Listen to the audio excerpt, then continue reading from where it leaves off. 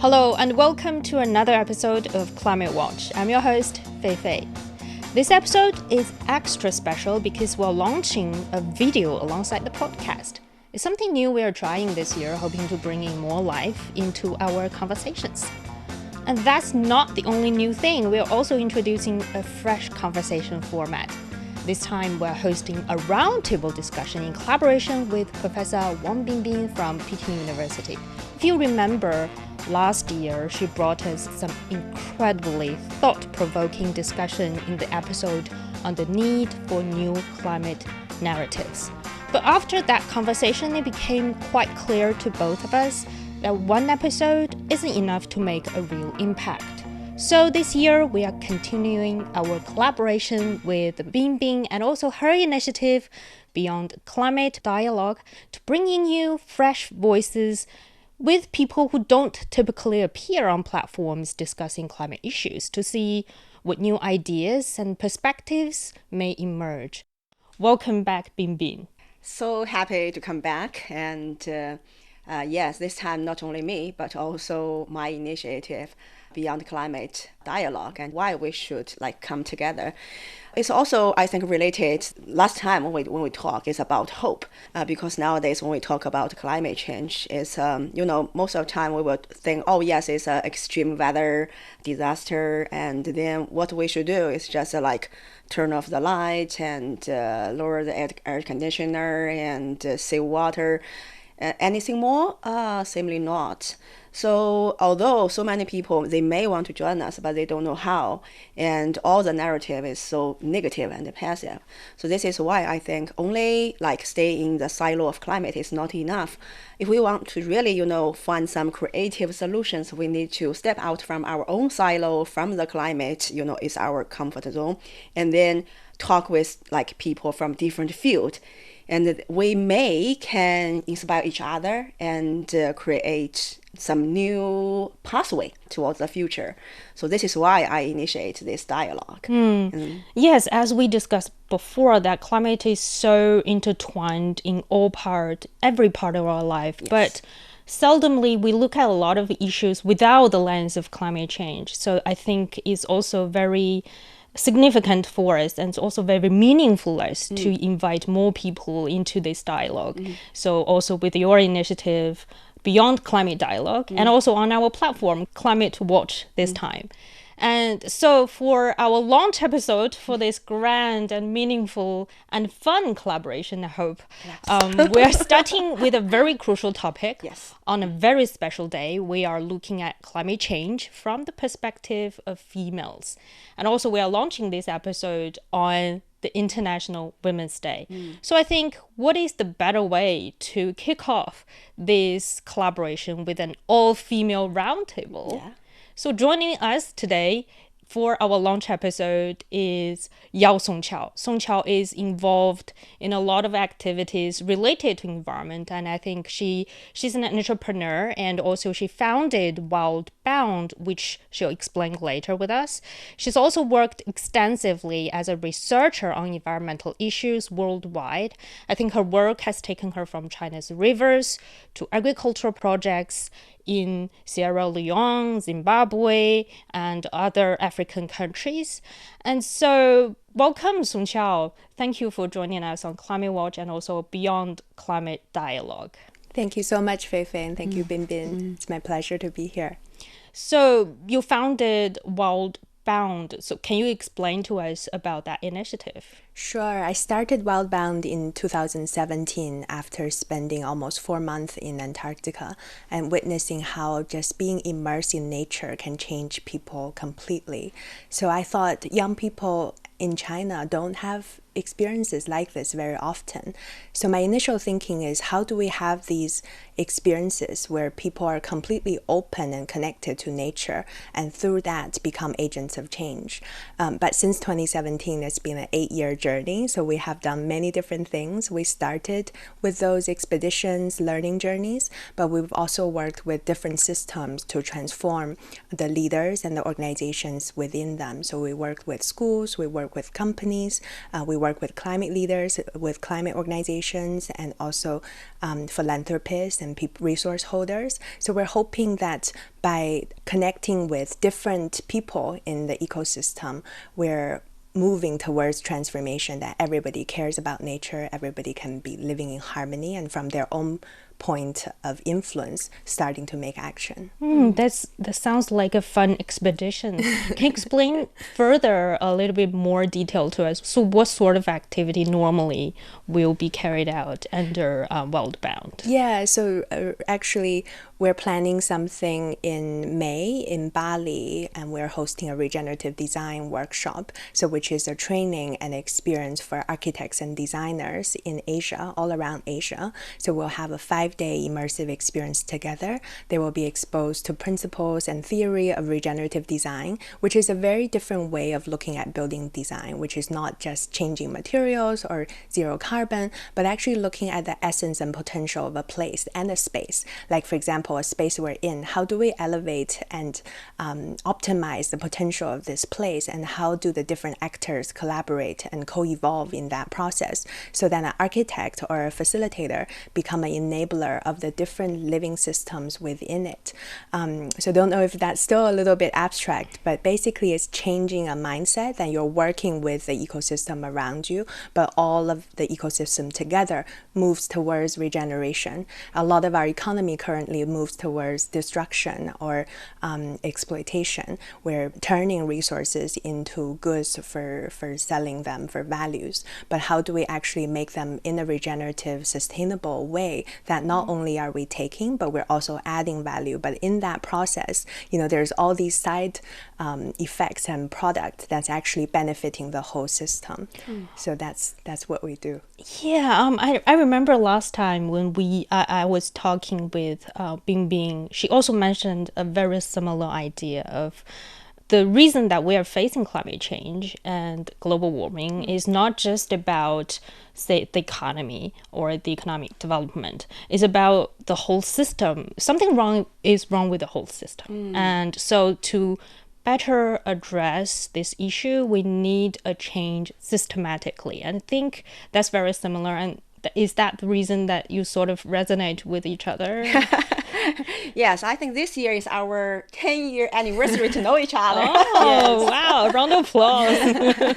And Songqiao highlight ecosystem. And this is why I recommend Songqiao to join us this time, to celebrate this special day. And also, Songqiao is the only Chinese female of Roma club of Roma. Member of Club of Rome. Yeah, yeah. So, is this club, when people focus on the economic development, and the Club of Roma, they released a report, The Limit of Growth, and just warn the people, hey, we should stop, we should rethink.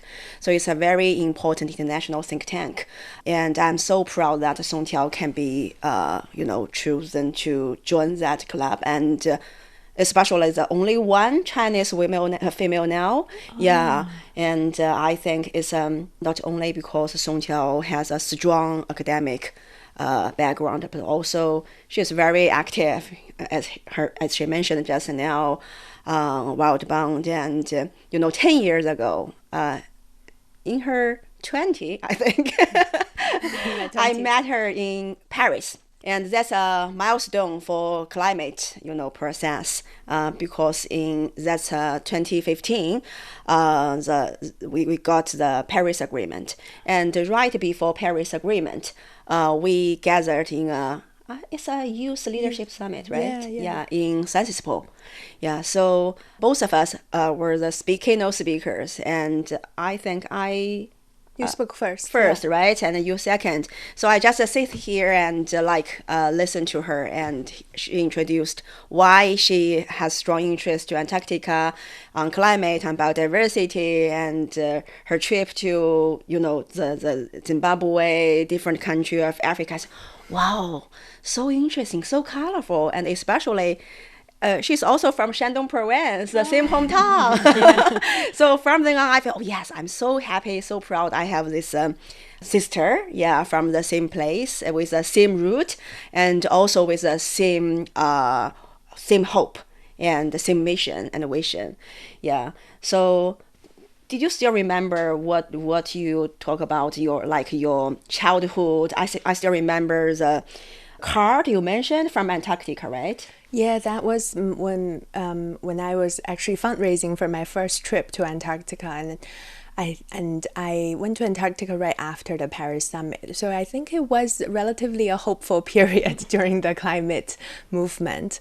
I remember I actually mentioned systems change in that conversation because it was with global young people, global youth, and talking about, I think sharing our life stories and hopefully to inspire them. And I think I just shared that I had a connection with nature since I was a child. And when I was 9 years old, my mom's colleague, Uncle Li, I call him Li Shushu, gave me a set of photos of Antarctica, and I became fascinated with the land.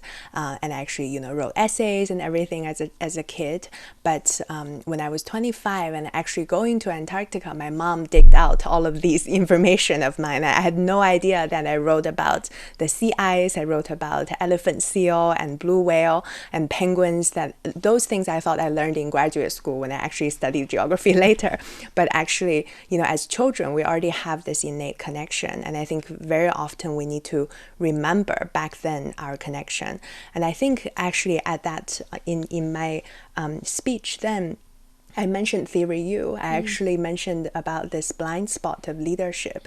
A lot of the times we look at an initiative to a system and we think it's not working or it does work, but the actual reason sometimes is not because of the tool, the technique that you're using, but there is a blind spot, which is the inner space of leaders, an inner landscape of leaders. So I actually remember talking about that in that conversation we had in Paris.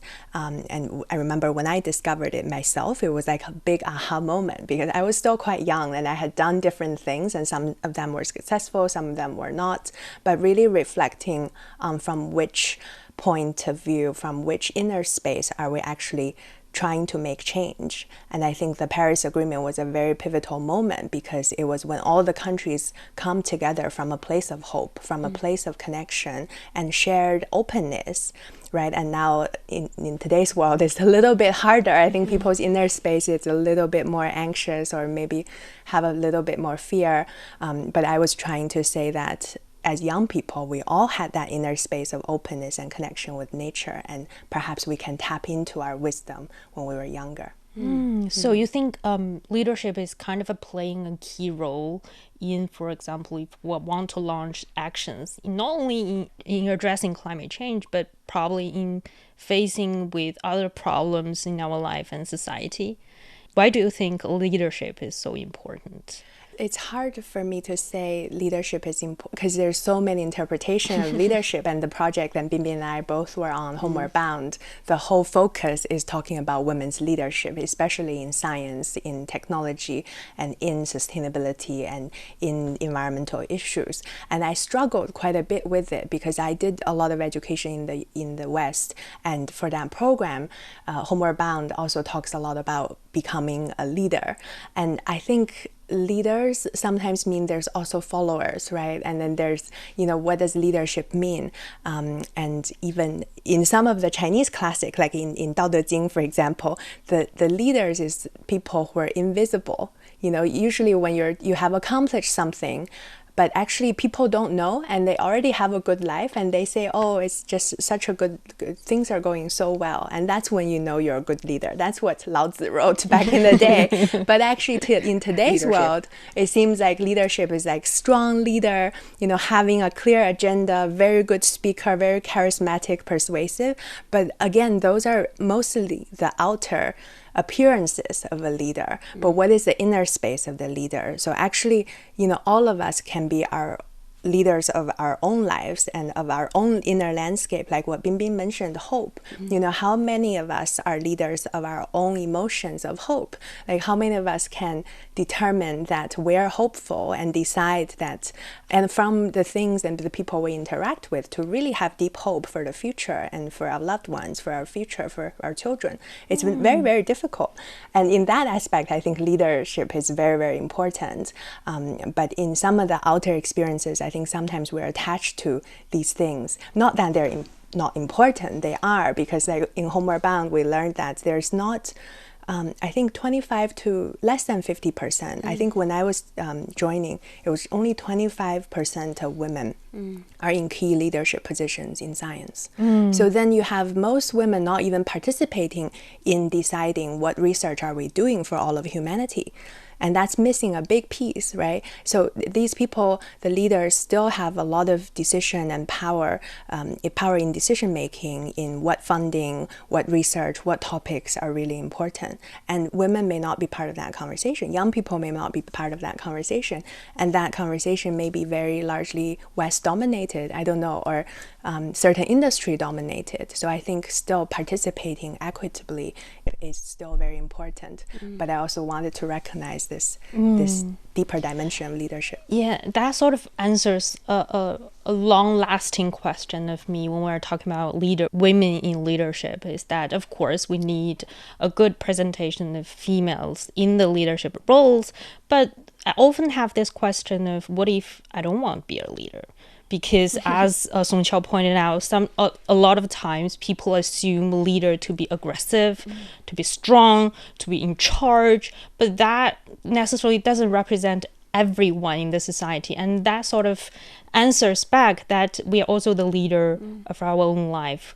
We sort of dictate and determine whether we want to choose hope or fear, whether we want to choose this path or another path. And I think I read it in your book, the book that Binbin gave me last time, 我们选择的自己. I think it loosely can be translated into our choice. And that specifically talking about your trips to the Antarctica, homebound, as Songqiao mentioned. And I understand that's also the trip that you two got more connection with not only with each other, but with other females in the STEM world. So what kind of experience is that? I've never been to the Antarctica, and I've never been on a long distance ship journey down there. So can you bring us up some of the beautiful details around the South Pole? Yeah, sure. But before that, I want to echo Songqiao. Why I participate in this Homeward Bound project is also because of Songqiao, and because she mentioned Antarctica several times during her speech in Paris. So then I felt, oh yes, I fell in love with Songqiao. Oh wow, such a brilliant girl. So I follow her WeChat, and she mentioned she wants to raise money for her trip to Antarctica, and she participated the Homeward Bound 3 years ahead of me, right? And she's the first faculty member of Homeward Bound, and also the only one from China. And then I think, yes, I also need to I want also go, join this project. And I suggest Songqiao yourself, you share the story, how you organize and make this trip, happen. And but for me, this project really changed my life. And I think it's also the interesting point is also about climate and gender, because Fabian, the founder of this project, one day she had a dream she was in Antarctica with a lot of women and a flag behind them. And so when she wake up, she told her husband, I had this kind of dream. So her husband said, why not you make it true? And yes, why not? So she just talk with a lot of people, raise money, and then make the plan, find the co-founders, and then make it happen. So when I heard this kind of story, I feel, wow, it's a kind of female leadership. Yeah, from 0 to 1, and just because a very beautiful dream. And then when I was there, it's every year they choose 100 female leaders, if we can use this way. But at that moment, I don't like leaders, as you mentioned. I don't want to be leader. But I learned a lot about leadership, and the leadership is different from leader, and the leader is how to manage other people. Traditionally, we understand in this way, but leadership is how to manage yourself, how to manage your life, and how to enjoy your life, in a way you feel comfortable and very enjoyable. So before this trip, what I learned, I never feel any gender problem in my life because, in China, when we were very young, we were educated that women and men, we are equal. We are same, right? So at the very beginning, I was a journalist like you, and then I move on. I think in my career, I didn't meet any problems. At that moment, I didn't meet any problem about related to gender equity.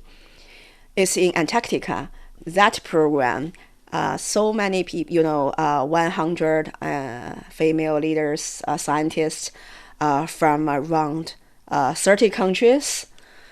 We shared our personal stories, and their sharing really shocked me, and they helped me to rethink my life, and I realized, it's just because I didn't open my eyes. I didn't have this perspective. I thought it's Europe, but it's not. It's a kind of injustice. And I used to play a role as women. We can say, oh yes, you stay and take care of the family, and at the same time you have to work hard. You have to work as hard as the other men. So I in this way, but then on that ship, sharing with other colleagues, I realized, it's unfair, right? And it means that we have double mission on our shoulders. But why is so Euro for women but not for men?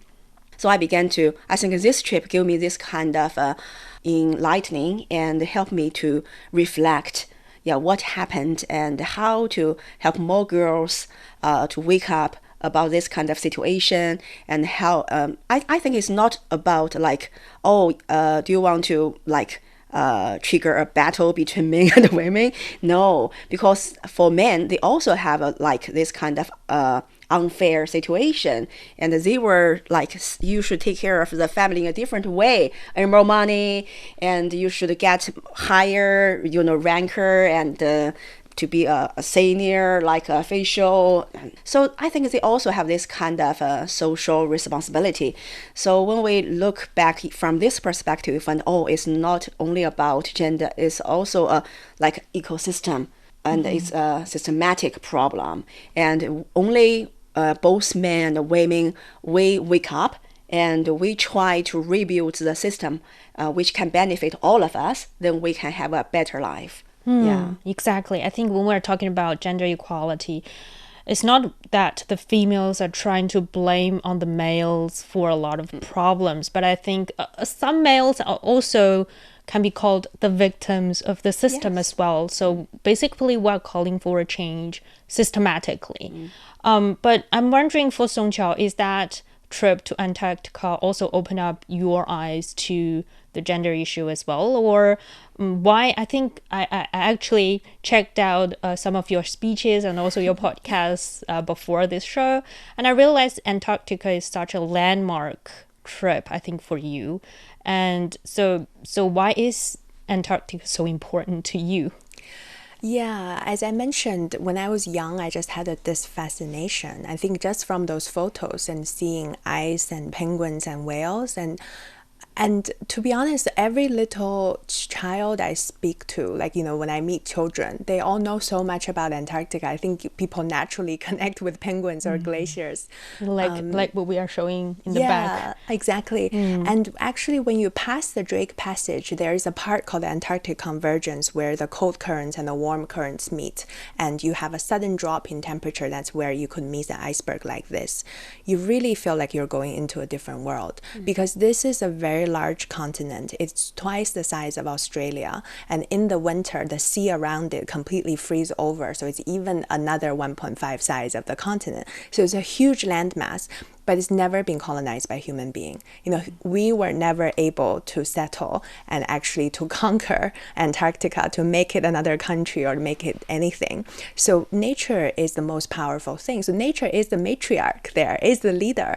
And everything we see, if it's a glacier, if it's an iceberg, if it's whales and penguins, they have their own way of living. They have their own Tao, their own wisdom of life in Antarctica. So I do feel like when I'm there, there's just this connection to this deeper and to this much wider perspective than just a human perspective. So I think there is one side that is perhaps, if I'm linking it to gender, I've never actually made the two explicitly together. Maybe it is opening up to Mother Nature's voice.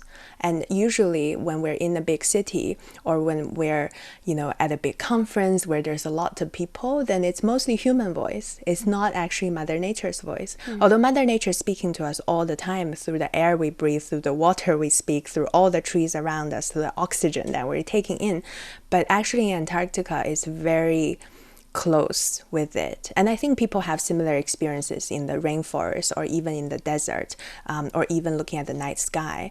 But I think in Antarctica, there's just this overwhelming sense of something that's much larger than just a human existence. And on that trip of Homeward Bound, because it was all women together and because women are given this space to reflect and to connect, I think that's when all of these stories of different people, of different women, whether you're from China or Australia or Zimbabwe, you find out that people share very similar life story. You shared very similar path and perspective, and the tools and the quality that helped you are also very similar, and the courage that you've had, the perseverance and the patience. So then you realize that, for me, at least personally, Antarctica is a place where people really connect, because this is not your home country or my home country. It's actually where we all realize that we're all indigenous to Mother Earth.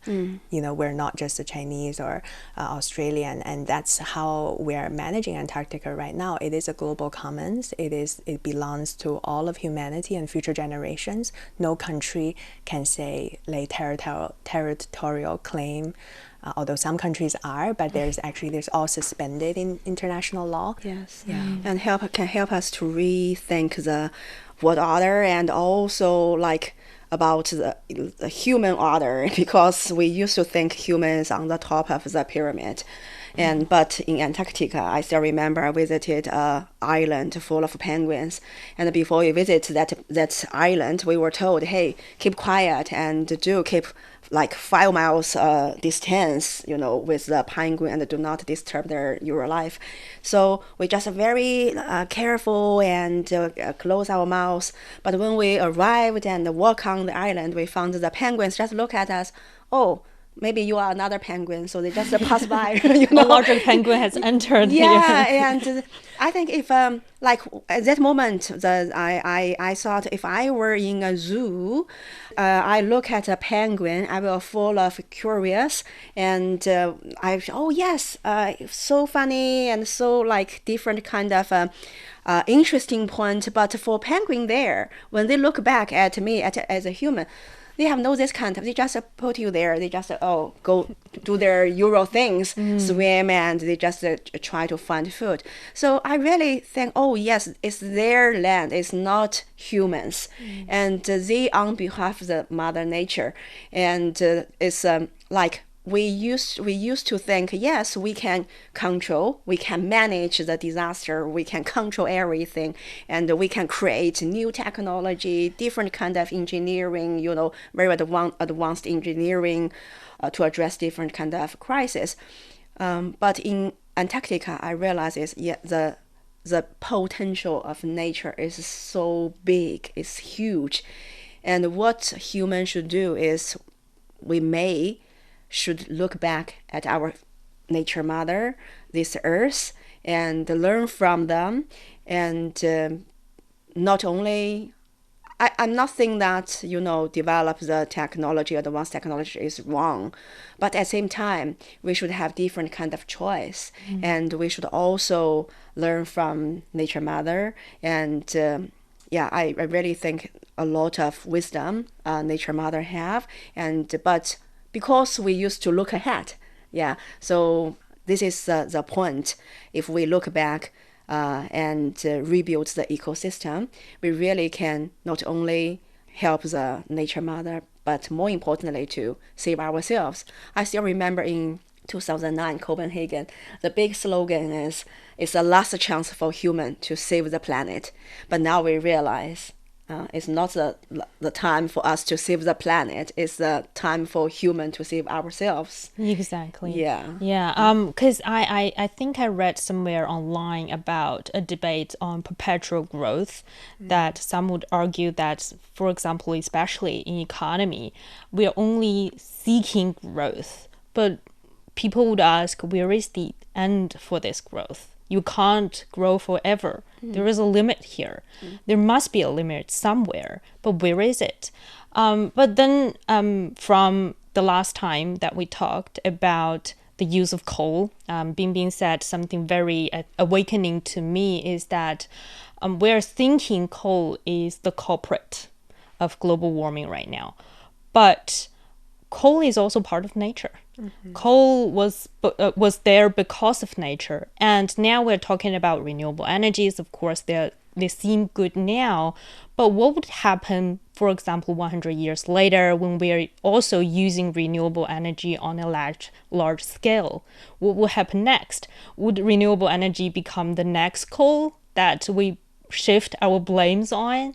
So maybe the problem is how we use it, is our systems. And so I think probably a trip to the nature, as Songqiao mentioned, when you start to calm down, when you start to quiet down, you can reflect and think, my position as a human or as a female in this world, in the nature, not only in the human society, but also on this globe.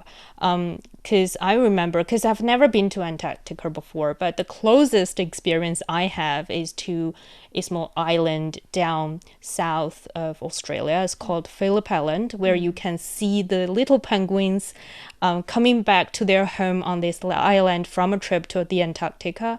And when those penguins start to get onto the shore, the lights, because it's almost in the dark time, and so the staff members will turn off the light, so the humans are staying in the dark, and there's twinkling of light on the pathways for the little penguin to see their path to their home. And that's the moment I was like, we are like the outsider here. We are, if it's in the zoo, we are the animal in the zoo, and the penguins are the humans in the zoo. And that sort of is the first moment for me to start to reflect my position in the nature, of course. And I think that brings us also to the question of when we are having conversations cross borders, across generations, across sectors, across industries, and also across genders. What do you think? I think Songqiao and also Binbin are also trying to do a very similar thing here, is trying to bringing people together, networking, connecting, regardless of their backgrounds and their education and their working experiences. And so is that something that you think can sort of spark something new, can spark people to have similar reflection as you did when you were traveling to Antarctica? Yeah, so initially, when I just started Wildbound, I only want to work with young people because I felt like I met all these people who have resources and wealth in Antarctica, but they're already in their, 60s, 70s, and some of them run large corporations that's very polluting. And I felt like, wow, you've only had this experience when you're, quite late in your life. And it's too late. So I only wanted to work with young people. I wanted to change them as young as possible. But then I realized that young people are in the system that older people have created for them. Mm-hmm. So us only working with young people does not solve the problem, because the students would come to us and say, when we're back in our school, when we're back home, other people don't care. And it's so hard for us to try to make a difference. And I knew that because I started as a youth activist. So then we started working with, teachers. And then when we work with schools, the schools say, but it's only the school. It's hard for us to find good examples of businesses. And how do the students find jobs that actually is in the sustainable economy? And then, then we started working with companies and, and now we're starting working with architects because we need space and design. And we started, Binbin's worked with government and international government. We also work with academics. We work with very locally based community holders, indigenous leaders. So I feel like actually everybody has a part to play in this whole system, in the family of all things, in the family of all beings together, because each one of us is part of that greater whole, and we cannot take ourselves out. And actually, whether we do it or not, we are so closely linked to everything around us, right? Mm-hmm. And there's no way you can say, I have no business with a fossil fuel company or with something that's happening in another country. Like, you cannot say in today's world that I'm not connected. So, but our social media and some of our usual ways of thinking put us in boxes and put us in the space that we only talk to people who have similar opinion, who have very similar background. And then that creates more problem because we just perpetuate the same kind of thinking and mindset. And coming back again onto leadership, if people in power are all only having the same mindset, for example, exploiting nature, creating wealth, making people live better, large cars, large houses, but actually inside they feel like they're making progress, but we also have such a big mental health pandemic right now that people are suffering from loneliness, from disconnection, from depression and anxiety and stress. And because we're perpetuating this cycle, if you're in nature in a different experience, then you realize that's not the only way of approaching the world. So I think by having these mindsets and worldviews clash almost and connect, and then realizing the connected shared humanity and then this shared basis that we all have, I think it's what we're trying to do. And I think it's also just very necessary. And I think we want that. Human beings want curiosity. We want wonder. We want new experiences. We want to understand. But sometimes we're put in situations where we might feel defensive or we might feel safe only in our own little bubble. So having those experiences in nature or in another safe space would help for you to build connection with people who are very different from you. And maybe for Binbin, it's actually really solving the challenge of climate change if you look at these different perspectives. Yes. And also because now we talk about carbon neutrality, and China also announces a carbon neutral goal before 2060. So how to reach the goal, and only emission and the carbon thing is not enough. So to reach the goal, we need like the whole system. It's a systematic change, and it's also given me a perspective to think how to push the interdisciplinary campaign at different level. And I can give you a story, a case. I once initiate a global youth leadership training program, and invited the professors, researchers with different background, different field, to talk about carbon neutrality, talk about the net zero future. So one master student from Cambridge, a girl, she told me this training program changed her career because The senior fellows graduated from the law school of Cambridge. They all, like most of them, participate in the big office law and protect maybe the rich people's benefit, and they earn a lot of money. But she said, I cannot find smiles on their face. So I don't want to follow their pathway. Simply, that's the only beautiful pathway from the outside. They think this is the best pathway for us, the student of the School of Law. So she was worried what kind of pathway she can choose, although at that moment simply no choice. But she said after the training program, she realized in the pathway to reach the net zero future, there will be a lot of people. For example, they may work for the coal mine and then they lose their job, but no lawyer now protect their right. And then she checked the international law, and she found there are no chapter in international law protect this kind of vulnerable people. So she said, I think I can contribute to this field.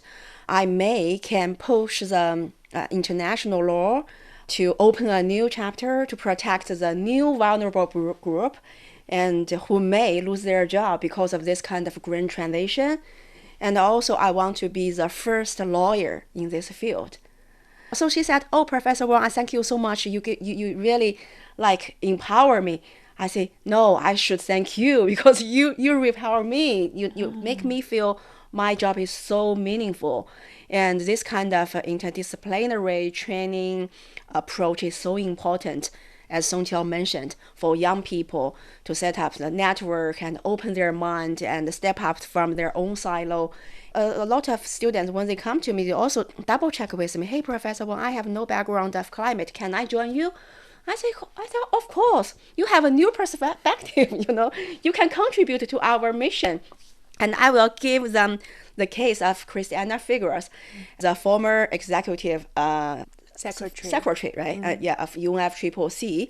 After the Copenhagen conference, I think all the leaders, around the world, they feel a bit frustrated. So they don't want to continue the negotiation, and they just went back home and don't want to come back to the table. So Christiana Figueres visited the countries, and together with other great people like Minister Xie Zhenhua from China, Tubiana from France, those kind of great people, they work together, and finally the national leader came back to the table, and we have the Paris Agreement.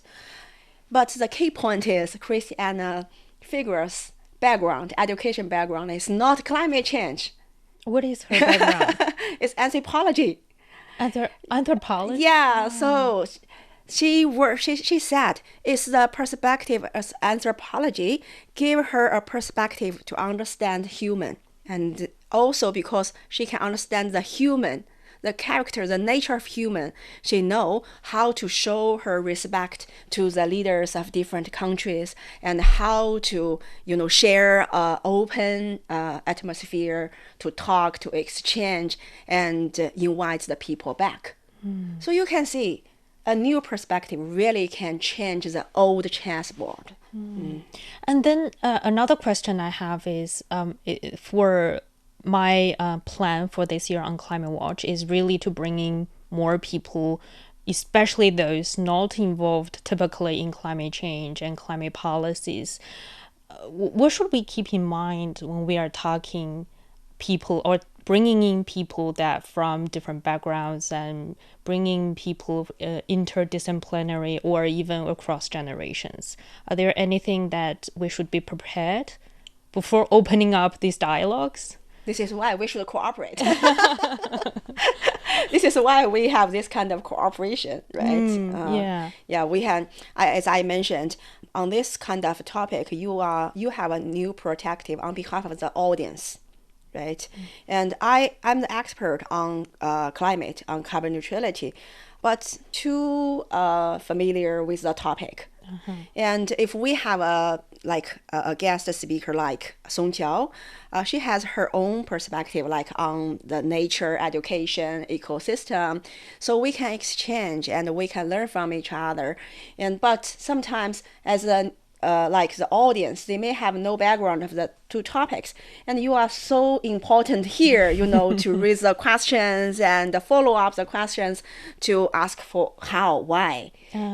This is why I think our cooperation, the two program come together, is so important. And I hope we can contribute a new face to Climate Watch. And also to the Beyond Climate Dialogue, and also to the climate world, basically. Yeah, I think you're creating a new space or like an energy field where people of different backgrounds can come and share. And it's very important to have that kind of open space. And in a way, we have the audience join us here as well, because it's not just expert or just climate policy. People feel that they have the permission to participate.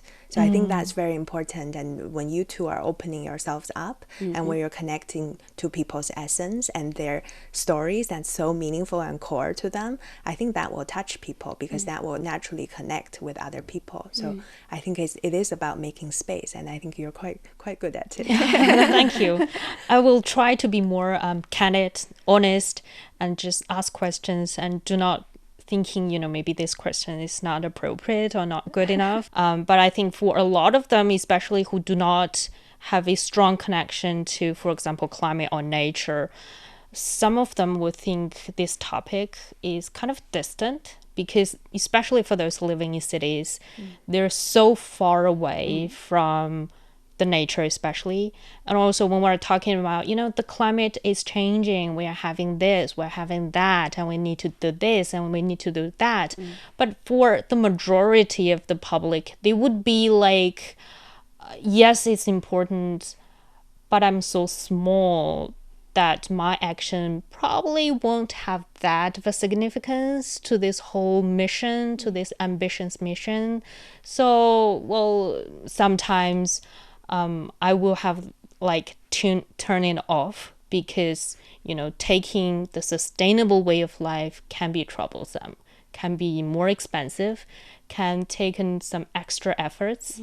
And so people have this on and off attitudes towards it. Is that they want to care it when they care about it, but they can also be quite nonchalant about every aspect of their non-eco-friendly way of life.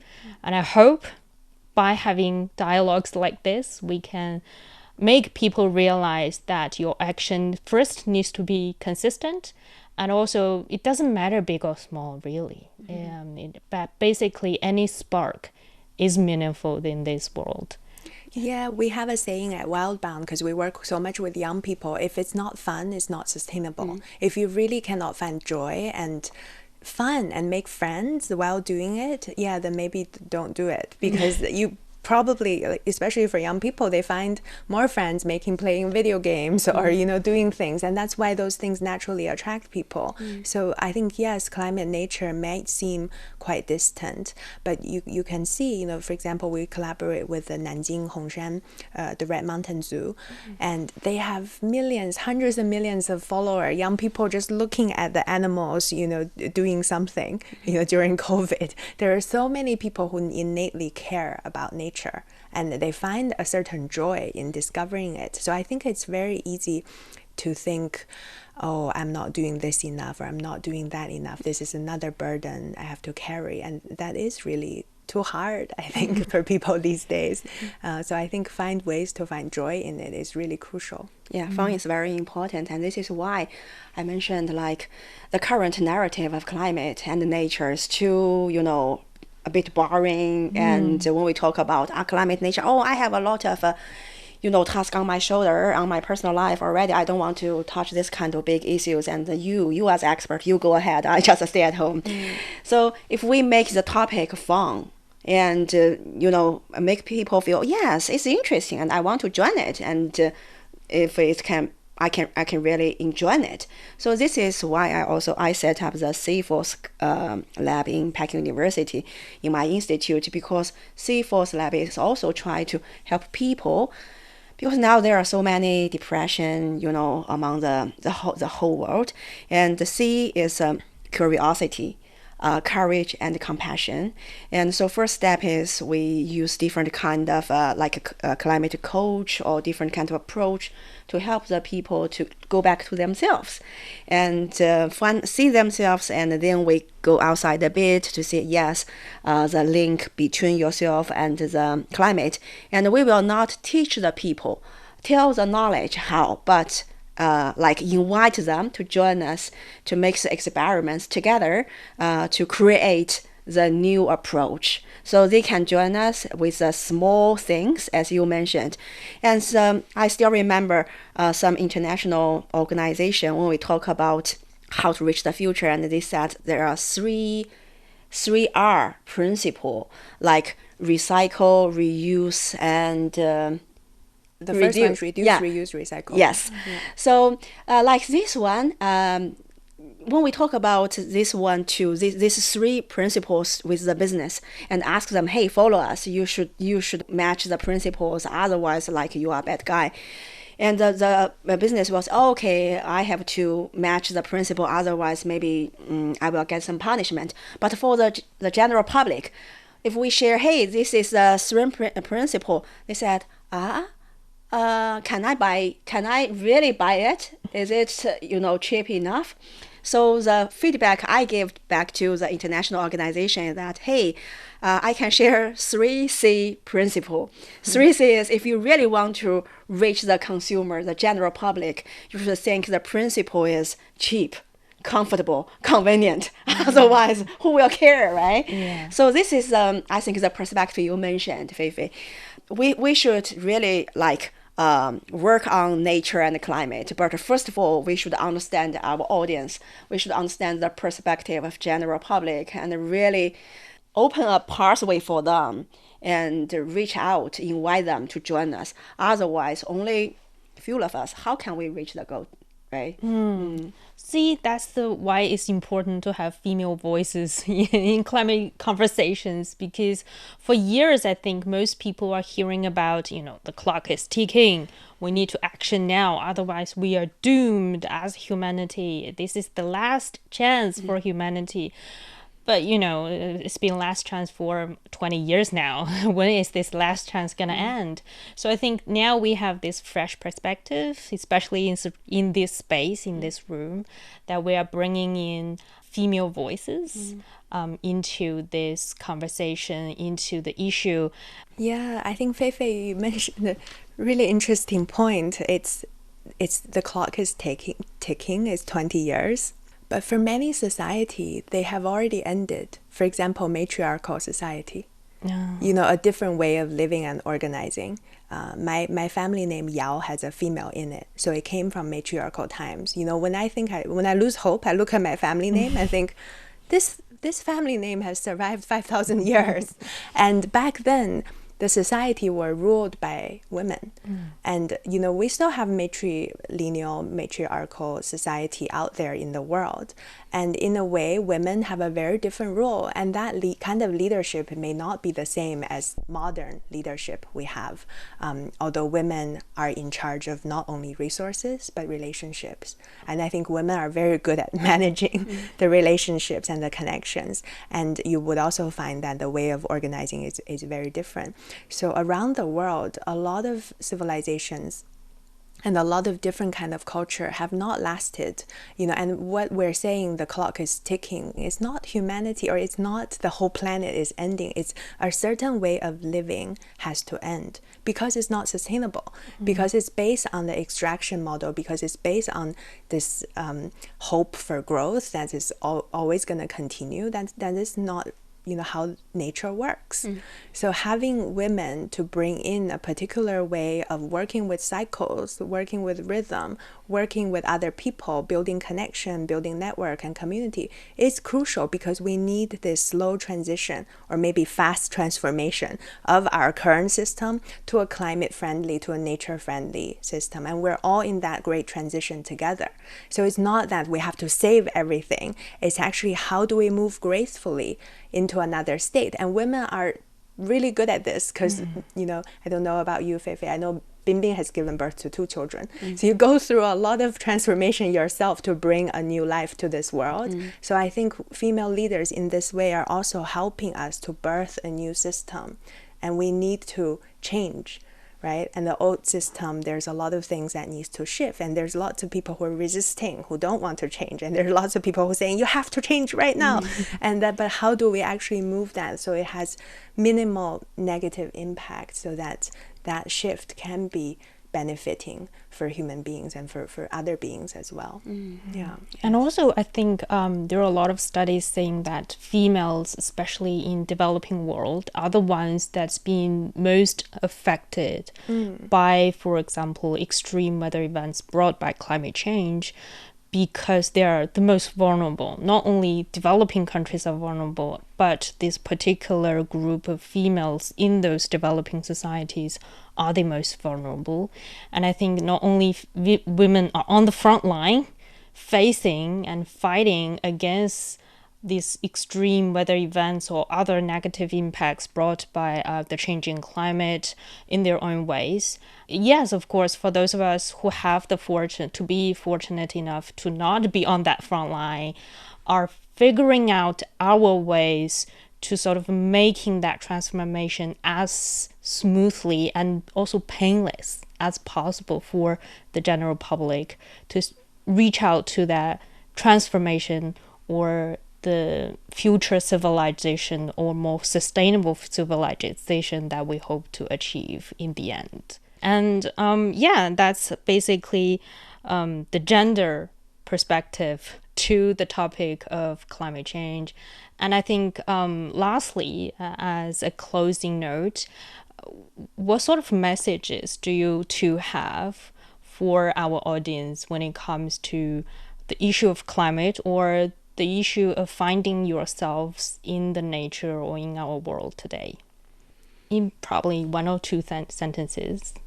So I think no matter climate and nature, of course, we are part of them already. So just do what you can do. And I think when we address this kind of crisis outside, the attitude is count me in.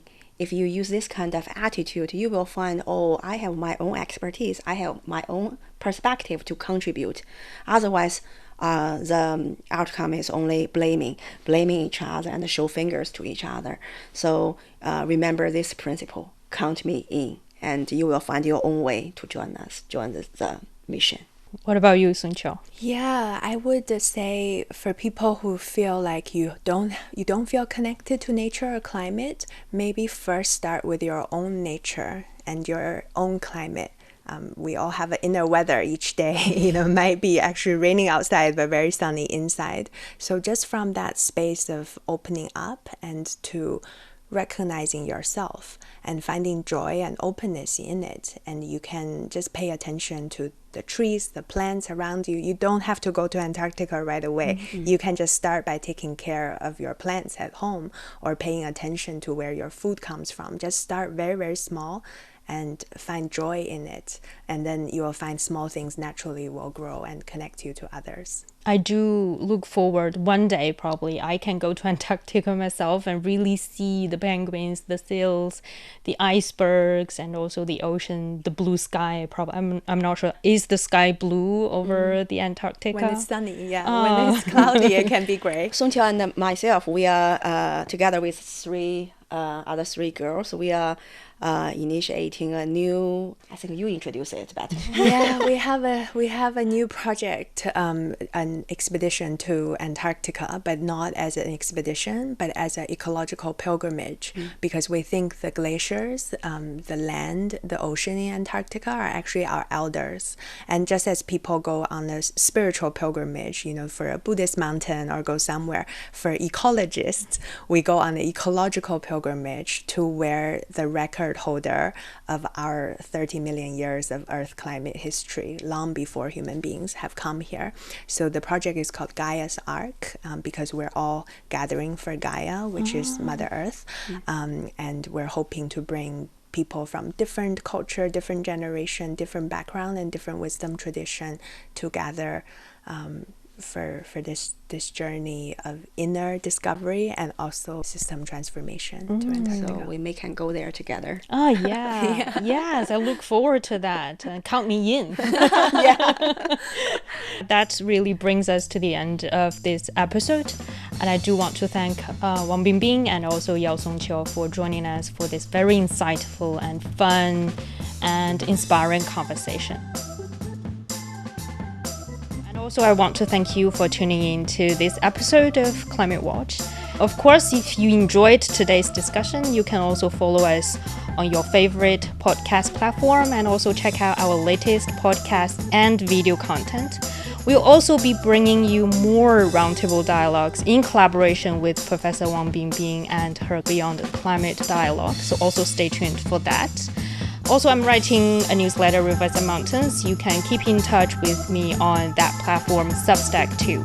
I'll see you next time.